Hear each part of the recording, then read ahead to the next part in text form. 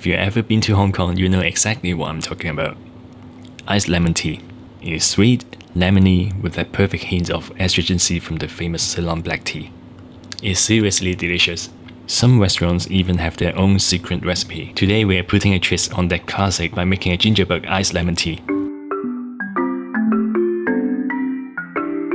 First up, let's talk about tea. Some folks might say black tea gets its color from fermentation, but actually it's mostly from an oxidation process. We want to avoid any bitterness, so we are going to use the cold brew method. To make a liter of lemon tea, we will need 5 tea bags. I like to open them up and toss all the loose leaves in the jar. We will add around 150 grams of sugar for sweetness. Then, fill it with about 900 ml of water. For an extra citrus punch, let's throw in the zest of a whole lemon, and let this mixture steep overnight.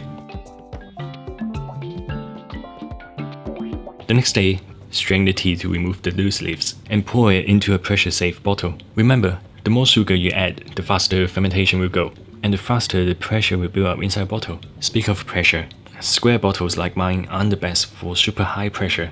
So if you're giving this a try at home for safety reasons, you should find a round bottle instead. We'll squeeze in the juice of half a lemon to the mixture. And here comes the gingerbread. We'll need about 10 to 20% of the gingerbread liquid we created earlier. We can strain it through a clean sieve and add it to the bottle. From here on out, we need to burp the bottle at least once a day to check on the lemon tea. If everything is going well, you should see bubbles forming inside the bottle after a few days. This is when you get to decide how fizzy you want your drink to be. As the good bacteria in the gingerbread munches on the sugar, it releases carbon dioxide. The more CO2, the more pressure builds up inside the bottle, and all that pressure creates the fizz we love. Like I said before, the sugar content and the bottle shape you choose play a big role. Since I'm using a square bottle, I won't be letting it ferment airtight for too long. After 2 days of no burping, it's time to chill this bad boy in the fridge. And there you have it, gingerbread iced lemon tea.